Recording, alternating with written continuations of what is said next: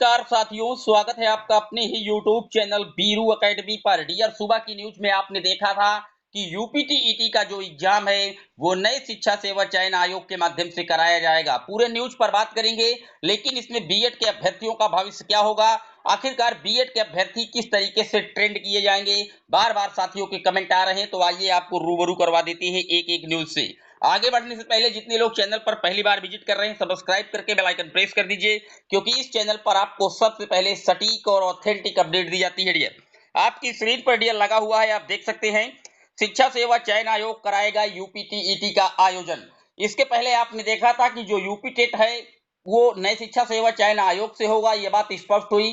दूसरी बात, जो नया शिक्षा सेवा चयन आयोग है डियर, वो 24 जुलाई के पहले पहले कार्यरत रूप से काम करना शुरू कर देगा। ये भी बातें कहीं ना कहीं शासन स्तर से स्पष्ट हुई है, क्योंकि हाईकोर्ट काफी ज्यादा तेजी से एक्शन में है नए शिक्षा सेवा चयन आयोग को लेकर के। तो 24 जुलाई के पहले आयोग का गठन हो जाएगा और उसके बाद यूपी टेट का जो आयोजन होगा इस बार उत्तर प्रदेश में, वो नए शिक्षा सेवा चयन आयोग के द्वारा ही कराया जाएगा।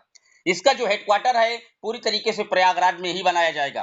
अब बातें ये निकल कर आ रही हैं कि आखिरकार बीएड के अभ्यर्थियों के साथ क्या होगा। देखिए डियर, जो पिछला यूपी टेट हुआ था उसमें अभी बीएड के साथी अभी तक अपने प्रमाण पत्रों को प्राप्त नहीं कर पाए हैं, जबकि पीएनपी कार्यालय के द्वारा जो प्रमाण पत्र हैं टीईटी के, पूरी तरीके से उनको कहीं ना कहीं छाप लिया गया था।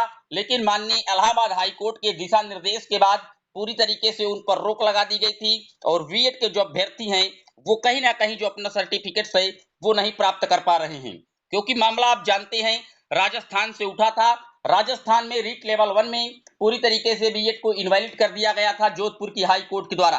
हालांकि एनसीटी का जो गजट है 28 जून 2018 का, उसके अकॉर्डिंग बीएड प्राथमिक में वैलिड है, लेकिन राजस्थान हाई कोर्ट के द्वारा जो इनवैलिड किया गया है उसी के आधार पर उत्तर प्रदेश में कहीं ना कहीं इलाहाबाद हाई कोर्ट ने बीएड के सर्टिफिकेट्स पूरी तरीके से रोक दिए हैं।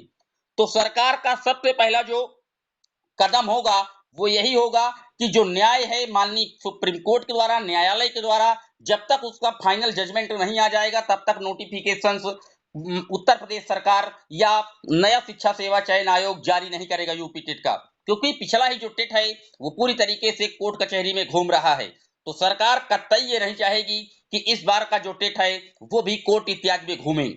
सबसे पहले सरकार की जो मंशा होगी वो यही होगी कि जो बीएड पात्रता विवाद का मामला माननीय सुप्रीम कोर्ट में लंबित है, आर्डर रिजर्व है, 12 जनवरी 2023 से उसका जो फाइनल आर्डर है वो आ जाए, क्योंकि सुप्रीम कोर्ट का जिस तरीके से भी आर्डर जिस किसी के पक्ष में आएगा उसी के हिसाब से उत्तर प्रदेश में टीईटी का जो आयोजन है या पूरे राज्यों में जो भर्ती प्रक्रियाओं का आयोजन है उसको करने के लिए एक मानक तय हो जाएगा। तो सरकार की सबसे बड़ी पहली प्राथमिकता यही होगी कि माननीय सुप्रीम कोर्ट का जो फाइनल ऑर्डर है उसका वेट करना, और दूसरा नया शिक्षा सेवा चयन आयोग को जल्द से जल्द गठित करना, और उसके बाद जितनी पड़ी लंबित भर्तियां हैं, चाहे वो टीजीटी की हो, असिस्टेंट प्रोफेसर की हो, एलटी ग्रेड की हो, सबकी भर्तियों में तेजी लाना है। तो आप मान लीजिए बीएड अभ्यर्थियों का जो भविष्य है वो माननीय सुप्रीम कोर्ट के फैसले पर टिका हुआ है।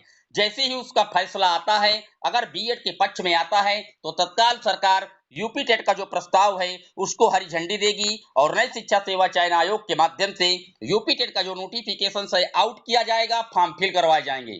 अगर बीएड इनवैलिड भी होता है, सपोज दैट एक सेकंड के लिए, तो भी नई शिक्षा सेवा चयन आयोग को स्पष्ट करने में काफी आसानी होगी कि प्राथमिक लेवल पर केवल 2 वर्षीय पाठ्यक्रम बीएसटीसी को ही मान्यता दी जाएगी और किसी कोर्सों को मान्यता नहीं दी जाएगी, जैसा कि माननीय सुप्रीम कोर्ट का फाइनल ऑर्डर आएगा। निश्चित तौर पर काफी दिलचस्प मोड़ पर देखने वाली बात यह होगी कि माननीय सुप्रीम कोर्ट का फाइनल ऑर्डर कब तक आता है।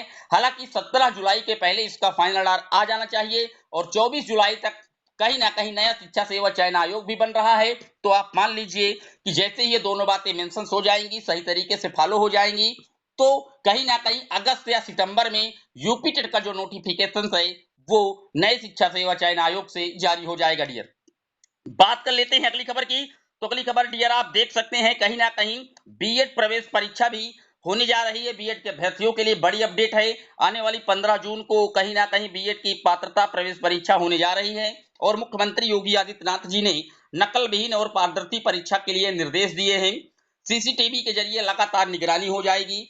देखने वाली बात यह होगी कि आखिरकार इन सब पर शुचिता कितनी होती है, क्योंकि कोई भी परीक्षा नहीं हो, किसी भी स्टेट की रही हो, धांधली की खबरें निरंतर लगातार वो रन में आती रही है डियर।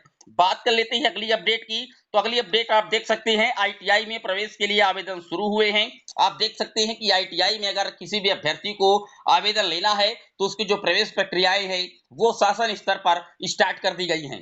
तो आप लोगों के लिए, बीएड अभ्यर्थियों के लिए यही एक बड़ी अपडेट है कि अभी जब तक माननीय सुप्रीम कोर्ट का फाइनल डिसीजन नहीं आ जाता तब तक शासन यूपी टेट के लिए जो नोटिफिकेशन है वो कतई जारी नहीं करेगी, क्योंकि आपने देखा था सुप्रीम कोर्ट की वजह से केबीएस पीआरटी का रिजल्ट अभी तक पूरी तरीके से फंसा है।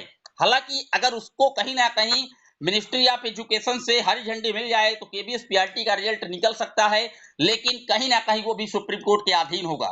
तो आप देख सकते हैं माननीय सुप्रीम कोर्ट के दिशा निर्देश के बाद ही यूपी टेट का आयोजन उत्तर प्रदेश में होगा, क्योंकि सरकार पिछली गलती को दोहराना नहीं चाहती है। उम्मीद करता हूं डाउट क्लियर हुआ होगा। कोई सवाल अभी भी रह गया है कमेंट बॉक्स में मेंशन कर सकते हैं।